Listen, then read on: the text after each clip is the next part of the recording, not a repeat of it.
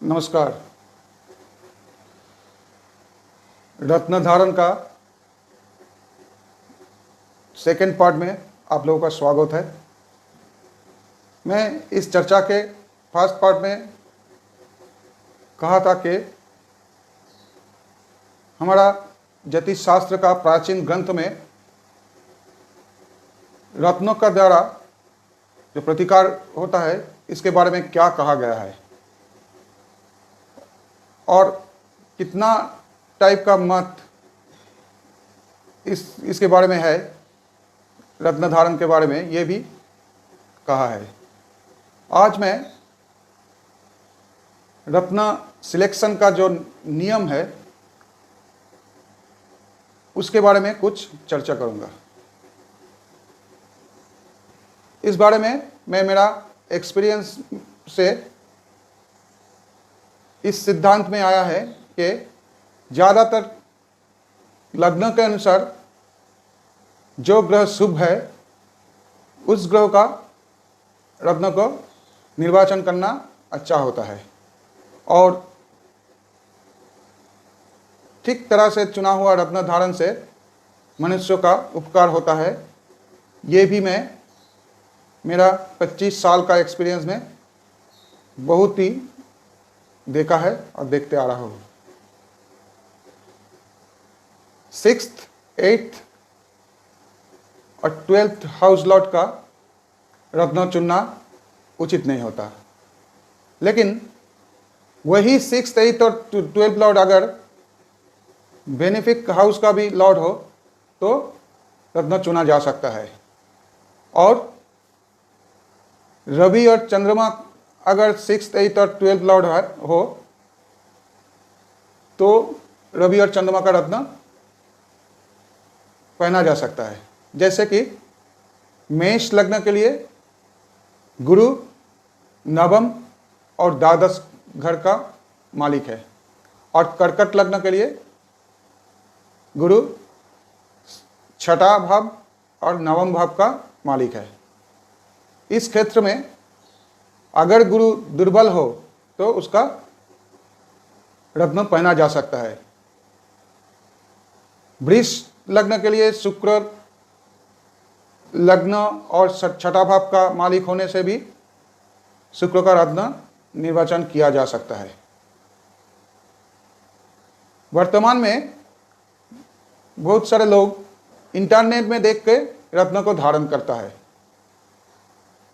और बहुत सारे लोग चंद्र राशि या सूर्य राशि के अनुसार रत्न धारण करता है। ये जो नियम है ये पूरा गलत है।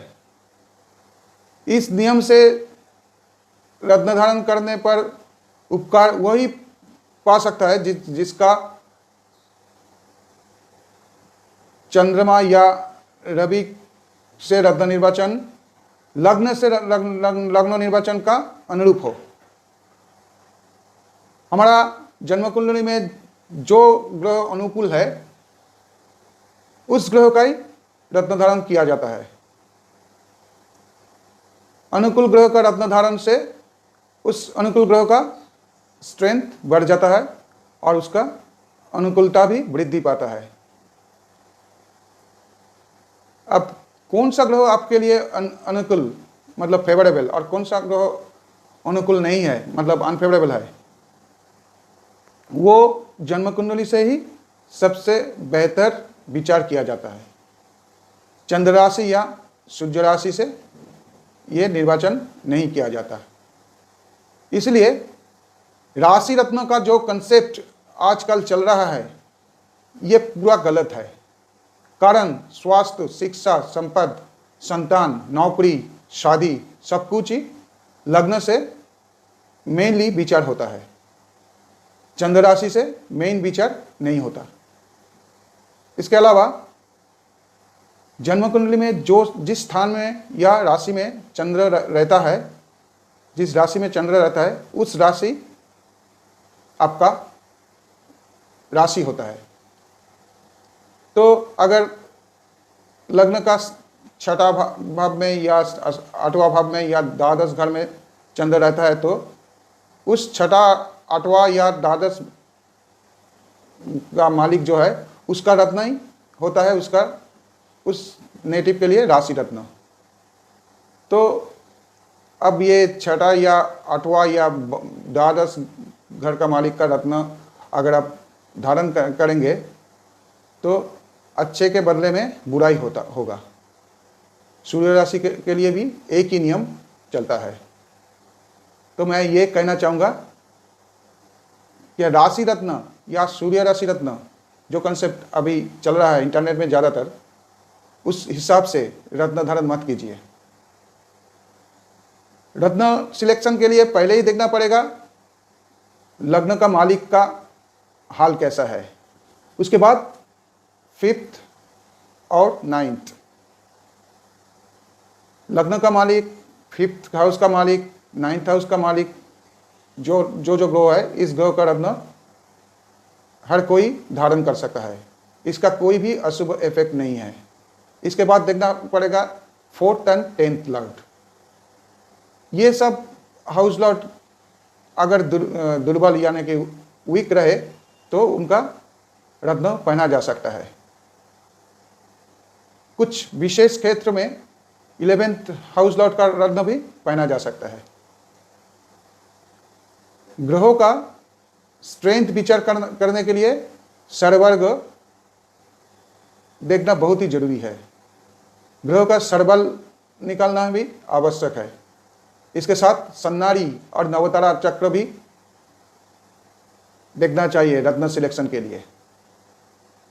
और लग्न का मालिक का शत्रु ग्रह का रत्न कभी भी पहना नहीं जा सकता, ये जो कहा जाता है ये भी सर्वदा सत्य नहीं है। कुछ विशेष क्षेत्र में लग्नपति का शत्रु ग्रह का रत्न पहना जा सकता है।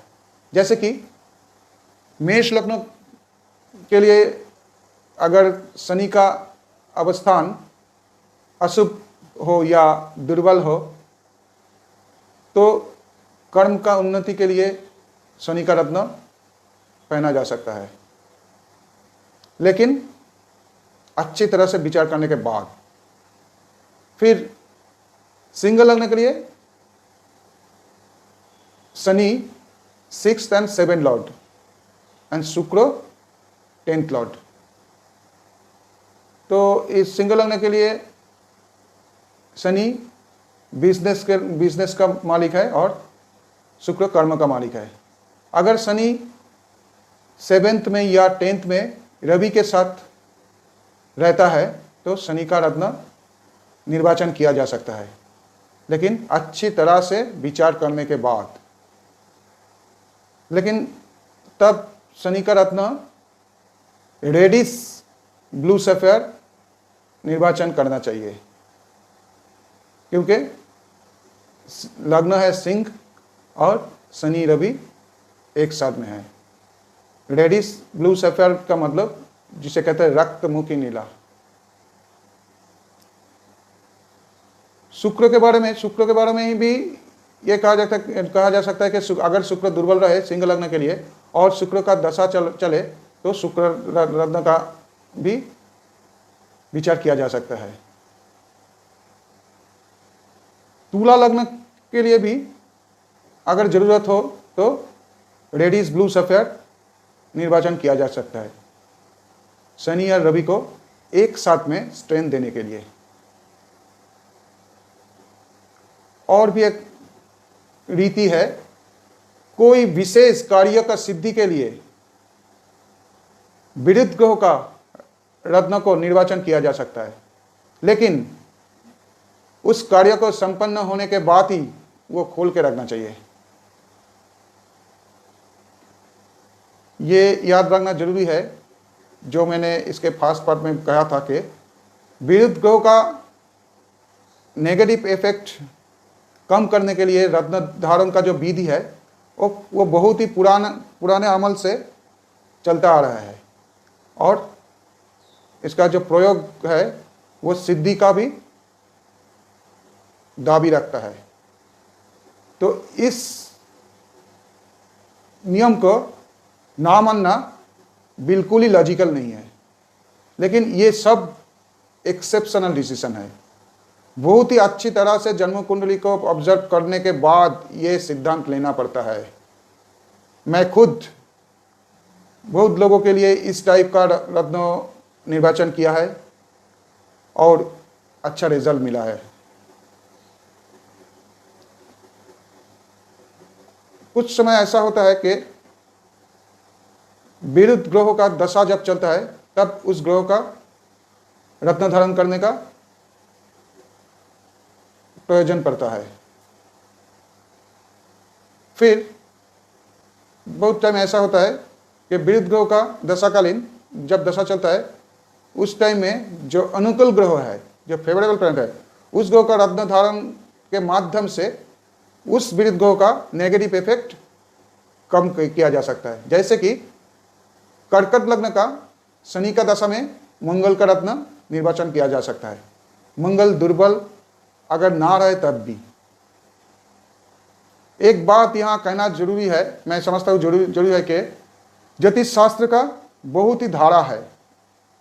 जैसे कि हिंदू ज्योतिष या सनातन ज्योतिष, जिसे वैदिक ज्योतिष भी कहा जाता है, कृष्णमूर्ति पद्धति, भावस्फुट पद्धति, नाड़ी ज्योतिष और भी है।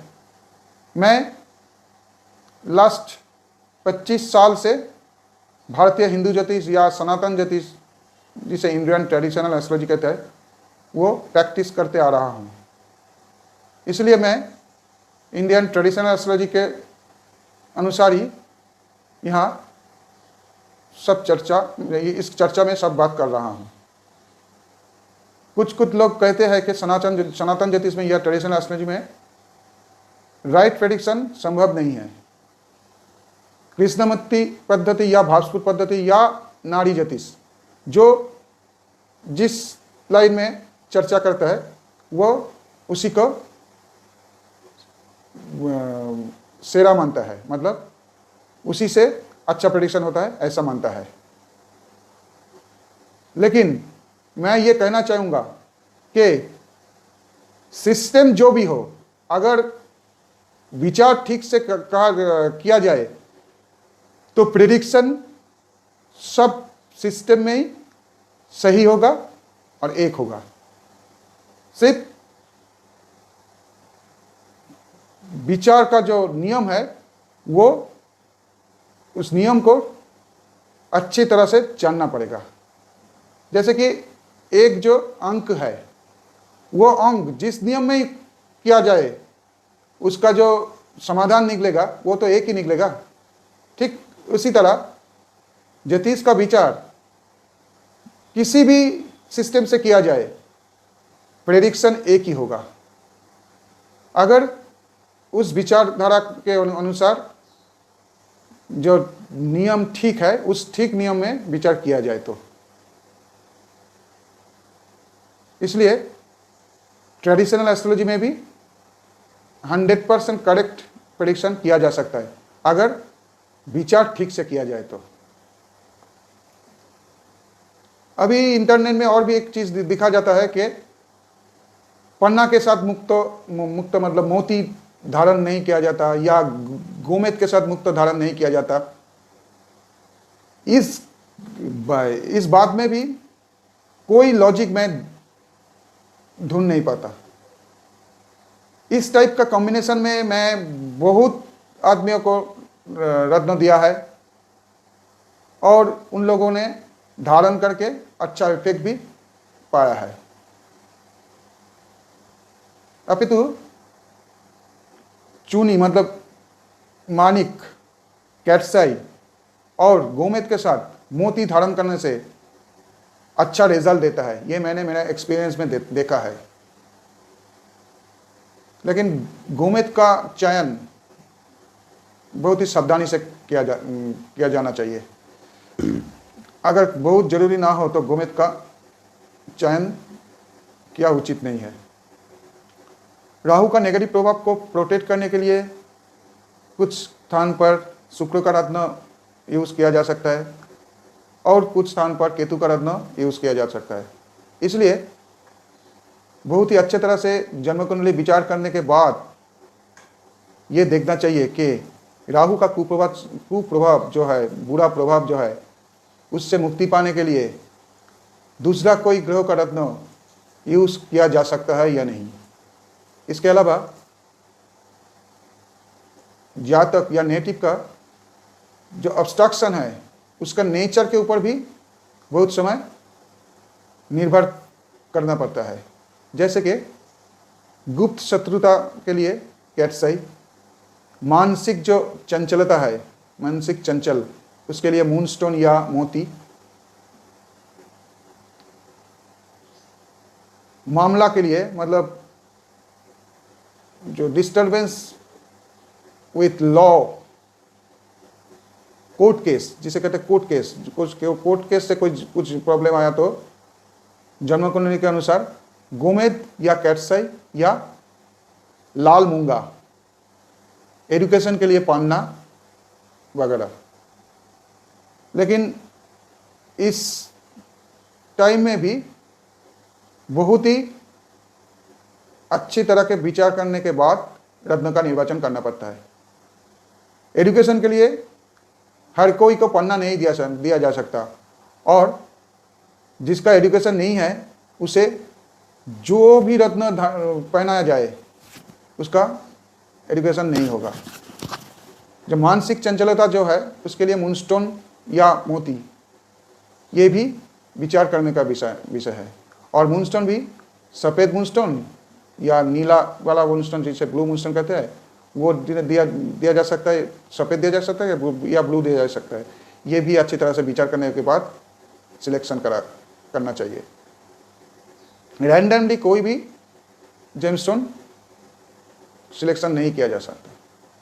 पूरा जन्म कुंडली बहुत अच्छे तरह से विचार करने के बाद और दशा अंतर्दशा विचार करने के बाद रत्न निर्वाचन किया जा सकता है। और सबसे बड़ी बात यह है कि रत्न धारण के माध्यम में कभी भी भाग्य का परिवर्तन नहीं किया जा सकता।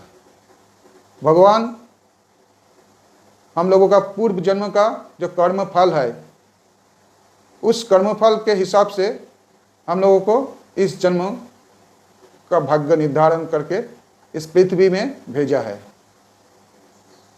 उस कर्मफल को हम लोगों को भुगतना ही पड़ेगा। एक ज्योतिषी ज्योतिष शास्त्र के माध्यम में उस कर्मफल के बारे में मनुष्य को सावधान कर सकता है, और रत्न के माध्यम में प्रतिकार स्वरूप जो ऑब्स्ट्रक्शन है उस ऑब्स्ट्रक्शन का सामना करने का शक्ति देता है, उससे मुकाबला करने का सामर्थ्य मिलता है। जो नेगेटिव परिस्थिति है उस परिस्थिति में सही सिद्धांत लेने का सहायता करता है, हेल्प करता है। और बहुत समय ऐसा भी देखा जाता है कि नेगेटिविटी कुछ कम भी हो जाता है, जिसके फलस्वरूप हम लोग उस नेगेटिव पीरियड को आसानी से ओवरकम कर सकता है। जिसका जो होना नहीं है, यानी कि जन्म कुंडली में जो योग नहीं है, किसी भी रत्न धारण करके उसे पाया नहीं जा सकता। जिसका जन्म कुंडली में दिखा जाता है कि वो क्लास 10 या 12 से ज़्यादा स्टडी नहीं करेगा, उसे कोई भी रत्न धारण कराइए वो ग्रेजुएट नहीं होगा। और जिसका बिजनेस का योग नहीं है, नौकरी का योग है, और वो अगर बिजनेस करना चाहे तो उसे कोई भी रत्न धारण कराइए वो बिजनेसमैन नहीं बनेगा। तो राइट जेमस्टोन सिलेक्शन मनुष्य के लिए एक गार्ड का काम करता है। बहुत समय ऐसा देखा गया है कि सही रत्न धारण के फलस्वरूप बहुत ही फैटल एक्सीडेंट में भी सामान्य इंजरी हुआ है, या मेंटल डिप्रेशन या बहुत ही क्रोध के लिए अगर जॉब में ऑब्स्ट्रक्शन आए तो सही रत्न धारण के बाद वो डिप्रेशन भी कम हो जाता है और वो क्रोध भी कम हो जाता है, तब कर्म में उन्नति लाभ होता है। शारीरिक साइड में भी रत्न धारण का सुफल मिलता है। रोग ज्योतिष के अनुसार जैसे ग्रहों का दोष में रोग होता है, वैसे ही ग्रहों का दोष में सही डॉक्टर का खोज नहीं मिलता। बहुत समय ऐसा भी होता है कि डॉक्टर गलत ट्रीटमेंट करता है, मेडिसिन ठीक तरह से काम नहीं करता, और ग्रहों का दोष में ही पेशेंट नियम को मानना करता नहीं है। ऐसा बहुत सारे एग्जाम्पल है कि रत्न धारण करने के बाद कोई नया डॉक्टर का संधान मिला है और उनके चिकित्सा में, उनके ट्रीटमेंट में उसका जो रोग है वो अच्छा हो गया है, या उस डॉक्टर ने मेडिसिन चेंज करके दूसरा कोई मेडिसिन दिया है, उस मेडिसिन में काम हुआ है और उसे रोग मुक्ति मिला है। लेकिन इस टाइम में भी रोग मुक्ति का जोग जन्म कुंडली में रहना चाहिए। अगर रोग मुक्ति का जोग जन्म कुंडली में नहीं रहे तो रत्न धारण से कुछ नहीं होगा। इस विषय में मेडिकल एस्ट्रोलॉजी में डिटेल में चर्चा करूंगा अगला कोई वीडियो में। लो ब्लड प्रेशर के लिए लाल मूंगा और हाई ब्लड प्रेशर के लिए मोती अच्छा काम देता है। अगर हाई ब्लड प्रेशर रहे तो लाल मूंगा पहनना उचित नहीं है। महिला को जो ऋतुस्राव होता है, मतलब पीरियोडिकल जो प्रॉब्लम होता है, उसका कोई प्रॉब्लम हो तो प्लैनेटरी पोजीशन के अनुसार लाल मूंगा या ऑरेंज मूंगा या व्हाइट मूंगा अच्छा काम देता है। ग्रह का स्थिति और रिलेशन के अनुसार ये लाल या ऑरेंज या सफ़ेद चुनना चाहिए।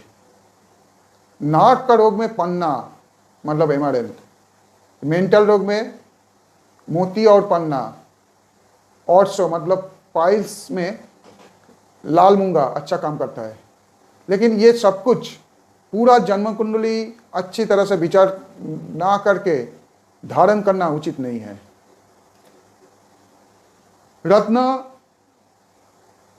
हर वक्त अच्छे क्वालिटी का होना जरूरी है, लेकिन अच्छे क्वालिटी का रत्न बहुत ही मूल्यवान है। ज़्यादातर मनुष्य रत्न खरीदने का समर्थ नहीं होता है। लो क्वालिटी का रत्न धारण से बेहतर है अच्छे क्वालिटी का उपरत्न धारण करने। उपरत्न मतलब सब जेम्स। इसलिए मैं उपरत्न का विषय में कुछ बोलना चाहता हूँ। अच्छे क्वालिटी का उपरत्न मतलब सब जेम्स अच्छे फल दे सकता है। एक ग्रह के लिए रत्न एक ही है, लेकिन उपरत्न बहुत तरह के हैं। कौन सा उपरत्न अधिक शक्तिशाली, इसके विषय में पूर्ण ज्ञान रहना जरूरी है। उसके अनुसार अच्छे क्वालिटी का उपरत्न में भी बहुत अच्छा रिजल्ट मिलता है। इसके अलावा एक ग्रह के लिए बहुत उपरत्न मिलता है और उनमें से कलर का डिफरेंस भी देखा जाता है। कोई स्टोन है लाइट कलर का, कोई स्टोन है डीप कलर का, और कोई स्टोन मीडियम कलर का। तो जन्म कुंडली में उस ग्रह का पोजीशन, नक्षत्र किसके साथ कॉम्बिनेशन हुआ है, संपर्क किया है, ये सब विचार करके स्थिर करना चाहिए कि कौन सा उपरत्न उसके लिए इच्छा मतलब उसके लिए धारण करना हितकर होगा, अच्छा होगा। रत्न धारण या रत्न कार्यकारिता मतलब इफेक्ट, रत्न का इफेक्ट को लेकर बहुत ही कॉन्ट्राडिक्शन है। बहुत सारी ये मानता है कि रत्न में कोई भी काम नहीं होता है, लेकिन ये पूरा रियलाइजेशन का विषय है। मैक्सिमम एजुकेटेड मनुष्य, आर्टिस्ट, बिजनेसमैन और बहुत तरह के अपने अपने क्षेत्र में जो एस्टैब्लिश मनुष्य रत्न धारण करके गुड इफेक्ट मिला है उन लोगों को, वो सब क्या फुलिश है या सुपरस्टिशियस है? नहीं, लेकिन मैं ये कहना चाहूँगा, वो लोग फुलिश है जो लोग कहते हैं ये सुपरस्टिशियस है। जो लोग रत्न धारण करके गुड इफेक्ट पड़ा है, उपकार मिला है, वही जानता है इसका असली गुण। एक्चुअली रत्न धारण करने का भी भाग्य होना चाहिए। रत्न धारण सबके भाग्य में नहीं होता है। ठीक तरह से चुना हुआ रत्न अच्छा काम देता है, लेकिन ये ठीक तरह से रत्न चुनना बहुत ही जटिल विषय है। ज़्यादातर ये घटता है कि गलत रत्न पहनने के लिए मनुष्य को नेगेटिव इफेक्ट आता है और सोचते हैं कि रत्न में कोई भी काम नहीं होता। रत्न धारण के लिए कुछ नियम है। हर रत्न सम क्वांटिटी में, सम मेटल में, उसके निर्दिष्ट मेटल में, निर्दिष्ट दिन में, निर्दिष्ट टाइम में, निर्दिष्ट अंगुली में धारण किया जा सकता है। धारण से पहले जो नियम है उस अनुযাयी रत्न का प्राण प्रतिष्ठा करना जरूरी। लेकिन रत्न का प्राण प्रतिष्ठा बहुत ही एक्सपेंसिव है, इसलिए सबके लिए संभव नहीं है। इसलिए रत्नों को धारण करने का जो दिन है उससे पहले दिन में गाय का दूध में कुछ गंगा का जल डाल के कोई पत्थर का पात्र लेकर या कांच का पात्र लेकर अंगूठी में डालने के रत्नों को अंगूठी में डालने के बाद वो अंगूठी समेत रत्नों को पूरा रात उस पत्थर का पात्र में या कांच का पात्र में वो गाय का दूध और गंगा का जल पानी जो मिला हुआ है उसमें रखिए। तो नेक्स्ट डे किसी मंदिर में जाकर वहाँ जो पंडित जी है उसको अपना नाम और गोत्र कहकर रत्नती अपने नाम और गोत्र कहकर पूजा कराइए। उसके बाद धारण कीजिए। अगर संभव हो तो जो ग्रहों के लिए वो रत्न आप धारण कर रहे हैं उस ग्रह का जो बीज मंत्र है वो मंत्र उस रत्नों के ऊपर मिनिमम 108 बार जप कर लीजिए। उसके बाद धारण कीजिए। मैं अपने प्रोफेशनल जीवन में रेमेडी के रूप में इस रत्न धारण ही देते हैं। दूसरा कुछ रत्न धारण नहीं देता। रत्न धारण के रूप में रत्न धारण ही देते हैं रेमेडी के रूप में। और मेरा 25 साल का जो एक्सपीरियंस है उस एक्सपीरियंस में देखता आ रहा हूँ कि अगर रत्न सिलेक्शन ठीक हो और वो रत्न अच्छे क्वालिटी का हो तो अच्छा इफेक्ट मिलना 100% है। लेकिन जिसके लिए धारण किया जा सकता है वो जो कुंडली में रहना चाहिए, जो नहीं है वो रत्न धारण से नहीं किया जा सकता। ये पूरा चर्चा इंडियन ट्रेडिशनल एस्ट्रोलॉजी के अनुसार आप लोगों के सामने मैंने रखा है। कैसा लगा है आपका मेरा ये चर्चा आप लोगों को कैसा लगा या मेरा कमेंट बॉक्स लिख के मुझे बताइए और मेरे चैनल को जरूर सब्सक्राइब कीजिए। नमस्कार।